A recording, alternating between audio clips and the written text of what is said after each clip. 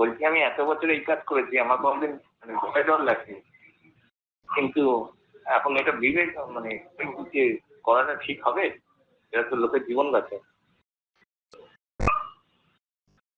Hello, তোকে তো মানে ফাইট টু ফিনিশ করতে বলেনি।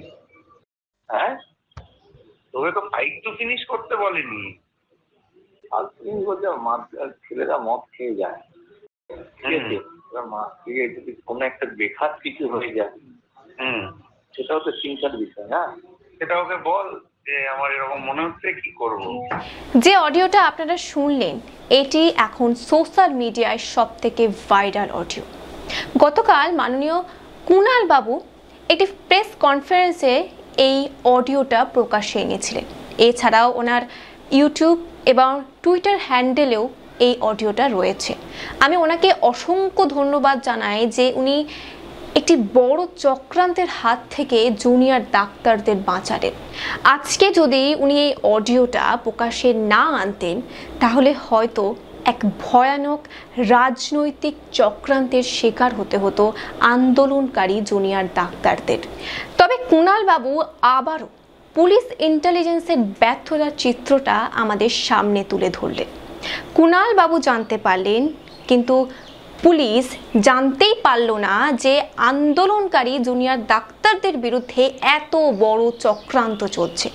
যদি কুণাল বাবু এই অডিও ক্লিপটা জনসম্মুখে না আনতেন তাহলে হয়তো 14ই আগস্টের মতো আরও একটি বড় দুর্ঘটনার সাক্ষী হয়ে থাকত। আজকে যদি পুলিশের বদলে তিলোত্তমার তদন্তের ভার কুণাল বাবুকে দিয়ে দেওয়া হতো তাহলে হয়তো রাস্তায় ধর্ণা মিছিল করতে হতো না, এত রাত জাগতে হতো না, এত আন্দোলনেরও প্রয়োজন পড়তো না। আমার সঙ্গে যদি আপনারাও একমত হন তবে অবশ্যই কমেন্টের মাধ্যমে জানাবেন। যাই হোক, কুণাল বাবু এই অডিওটা জনগণের সামনে এনে একটা মারাত্মক ভুল করেছেন। কুণাল বাবুর উচিত ছিল এই অডিওটা সোশ্যাল মিডিয়ায় না শেয়ার করে প্রথমেই পুলিশের হাতে তুলে দেওয়া। কুণাল বাবু এই যে অডিও ক্লিপটা সোশ্যাল মিডিয়ায় শেয়ার করলো, এতে কি হলো?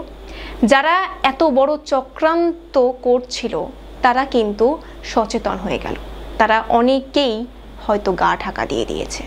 পুলিশ এই অডিও ক্লিপে সত্যতা যাচাই করার পর দুজনকে অ্যারেস্ট করেছেন।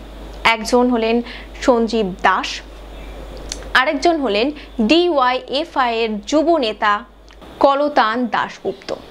এই অডিও ক্লিপে আরও 3 জনের নাম শোনা যাচ্ছে, সাহেব, দাদু ও বাপ্পা। পুলিশ এই 3 জনের খোঁজ করছে। কুণাল বাবুর এই অডিও ক্লিপটা শেয়ার করার পর সন্ত্রাসবাদীরা কিন্তু অনেকটাই সচেতন হয়ে গেছে। কুণাল বাবু কি এই দায়ভার নেবে? কুণাল বাবুর কি উচিত হয়েছে এই অডিও ক্লিপটা শেয়ার করা? যাই হোক, কুণাল বাবুর যে নিজস্ব একটা বড় ইন্টেলিজেন্ট নেটওয়ার্ক আছে সেটা আমরা সবাই বুঝে গেছি। আজকে আমার মনে হয় কুণাল বাবুকেই পুলিশ মন্ত্রী করা দরকার। কারণ আজকে যদি উনি পুলিশ মন্ত্রী হতেন তাহলে পুলিশ সব কিছুই আগে থাকতেই জানতে পেরে যেত কুণাল বাবুর দয়ায়। তবে সবথেকে বড় প্রশ্ন, পুলিশ সবে তদন্তটা শুরু করেছে, ওকে, ভবিষ্যতে এই অডিও ক্লিপটা যদি AI নির্মিত বা ফেক বেরোয় তাহলে কি হবে? কুণাল বাবুকে কি অ্যারেস্ট করা হবে? এই প্রশ্ন রেখেই আজকের এই এপিসোড এখানেই শেষ করছি। দেখা হবে পরের এপিসোডে। ভালো থাকবেন, সুস্থ থাকবেন।